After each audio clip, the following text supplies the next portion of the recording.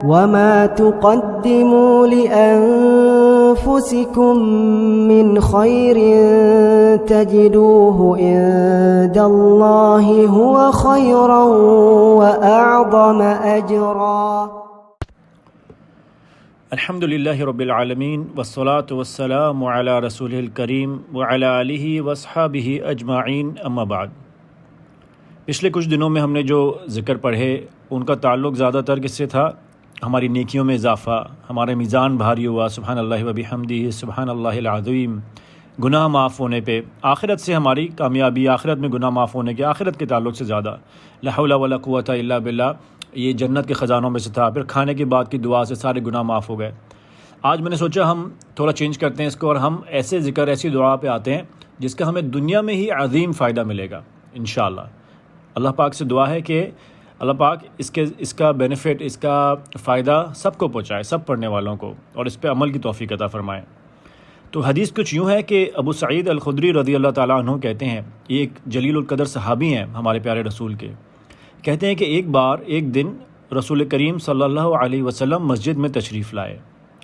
انہوں نے دیکھا کہ مسجد میں ایک انصاری صحابی بیٹھے ہوئے ہیں۔ ان انصاری صحابی کا نام تھا ابو امامہ۔ ہمارے پیارے نبی نے ان کو بلایا، یا ابا امامہ، اے ابو امامہ، ما لی اراک جالسا فی المسجد فی غیر وقت الصلاۃ، کیا معاملہ ہے کہ تم نماز کا وقت نہیں ہے اور تم مسجد میں بیٹھے ہوئے ہو، کیا معاملہ ہے؟ تو انہوں نے پھر رسول کریم صلی اللہ علیہ وسلم کو بتایا، ہموم لزمتنی دیون یا رسول اللہ، غم اور قرضوں نے مجھے گھیر لیا ہے، یعنی وہ پریشان تھے، ان کو غم تھا اور ان کو پریشانی تھی، اور کہتے ہیں کہ مجھے قرضے نے بھی گھیر لیا ہے۔ تو ہمارے پیارے نبی صلی اللہ علیہ وسلم نے ان سے کیا کہا؟ انہوں نے کہا، افلا اعلمک کلاما، کیا میں تمہیں ایسی بات نہ سکھاؤں؟ اذا انت قلتہ اذهب اللہ عز وجل ہمک وقضى عنک دینک، میں تمہیں ایسی بات نہ بتاؤں، جب تم وہ پڑھو گے تو اللہ سبحانہ و تعالیٰ تم سے تمہارا غم بھی دور کر دے گا اور تمہارا قرض بھی ادا ہو جائے گا، یعنی قرض بھی دور ہو جائے گا اور غم بھی دور ہو جائے گا۔ تو انہوں نے فرمایا، بلا یا رسول اللہ، کیوں نہیں یا رسول اللہ، بتائیں، ضرور بتائیں۔ تو رسول کریم صلی اللہ علیہ وسلم نے کیا کہا، یہ غور سے سنیں۔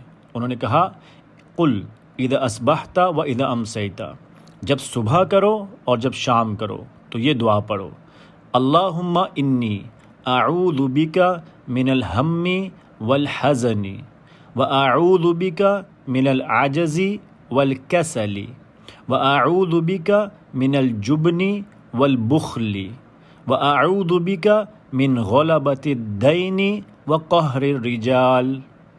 ترجمہ کیا ہے؟ اے اللہ، میں آپ کی پناہ میں آتا ہوں ہم اور حزن سے، یعنی وری اور سیڈنس سے، غم اور پریشانی سے، وَأَعُوذُ بِكَ مِنَ الْعَجْزِ وَالْكَسَلِ، اور میں آپ کی پناہ میں آتا ہوں، مجھے بچا لیجئے، مجھے پروٹیکٹ کر لیجئے عاجز ہونے سے، ویک ہونے سے اور لیزی ہو جانے سے۔ وَأَعُوذُ بِكَ مِنَ الْجُبْنِ وَالْبُخْلِ، اور میں آپ کی پناہ میں آتا ہوں یا اللہ جبن، بزدلی، اور بخل یعنی کاورڈنس سے، اور بخل بخیل ہونے سے، کنجوس ہونے سے۔ وَأَعُوذُ بِكَ مِنْ غَلَبَةِ الدَّيْنِ، اور میں آپ کی پناہ میں آتا ہوں کہ مجھ پر قرضہ بھاری آ جائے، مجھ پر قرضہ غالب آ جائے، لون مجھ پر بھاری آ جائے، میں ڈیٹ میں چلے جاؤں، یعنی وہ مجھ پہ بھاری آ جائے۔ وَقَہْرِ الرِّجَالِ، اور ٹرینی سے، لوگوں کی ظلم سے، کسی آدمیوں کے مجھ پر مسلط ہو جانے سے۔ سبحان اللہ۔ ایک دفعہ دعا پڑھتے ہیں اور پھر دیکھتے ہیں اس صحابی نے کیا کہا، اللہم انی اعوذ بک من الہم والحزن واعوذ بک من العجز والکسل واعوذ بک من الجبن والبخل واعوذ بک من غلبۃ الدین وقہر الرجال۔ صحابی کہتے ہیں، جن کے بارے میں یہ کہا ابو امامہ، وہ کہتے ہیں جب میں نے یہ کام کرنا شروع کیا تو پھر فَأَذْهَبَ اللَّهُ عَزَّ وَجَلَّ ہَمِّي وَقَضَى عَنِّي دَيْنِي، تو پھر جب میں نے یہ پڑھنا شروع کیا تو اللہ سبحانہ و تعالیٰ نے میرا غم بھی دور کر دیا، میری پریشانی، اور میرا قرضہ بھی اتر گیا۔ سبحان اللہ۔ اچھا، مزے کی بات کہ میرے ذہن میں یہ دعا تو تھی، لیکن اس کی جو فضیلت تھی وہ کچھ دن پہلے تک نہیں تھی۔ پھر ایک دوست نے مجھے میسج کیا، ایسے ہی جیسے فارورڈ میسج ہوتا ہے، اور انہوں نے مجھے بتایا، یہ ابو داؤد کی صحیح حدیث ہے، اور انہوں نے بولا کہ یہ انہوں نے حدیث بتائی، تو میں نے ان کو کہا سبحان اللہ، بڑا اچھا ہے، میں گروپ میں لوگوں سے بھی شیئر کروں گا۔ پھر انہوں نے پرسنلی بتائی، انہوں نے کہا کہ میں جب سے اس دعا کو پرسنلی پڑھنا شروع کیا ہے تو مجھے اتنا فائدہ ہوا ہے کہ بیونڈ ایکسپریشن، میں بتا نہیں سکتا مجھے کتنا ہوا ہے، اور میں جب سے یہ پڑھنا شروع کیا ان کو بہت زیادہ فائدہ ہوا ہے، اور ان کا بھی یہی مسئلہ سولو ہو گئے، جو بھی مسئلے تھے ان کے۔ تو سبحان اللہ، مجھے ایسے لگا کہ شاید انہوں نے میسیج کیا اور اللہ سبحانہ تعالیٰ کی حکمت تھی، یہ چاہت تھی کہ یہ میسیج میرے ذریعے آپ تک بھی پہنچ جائے، شاید ہم لوگوں میں بھی کوئی ایسا بندہ ہو جو اسے یوز کرے اور اس کے بہت فائدہ ہو جائے۔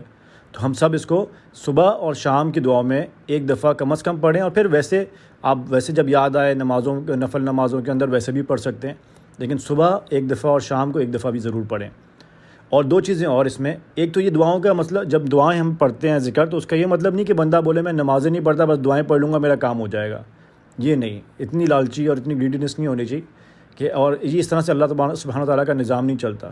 اللہ تعالیٰ چاہے وہ تو کافر کو بھی دیتا ہے، لیکن اصول کیا ہے کہ جتنا بندہ اپنا کنیکشن اللہ سے جوڑے گا اتنا زیادہ یہ سب چیزیں اس پہ زیادہ اثر کریں گی۔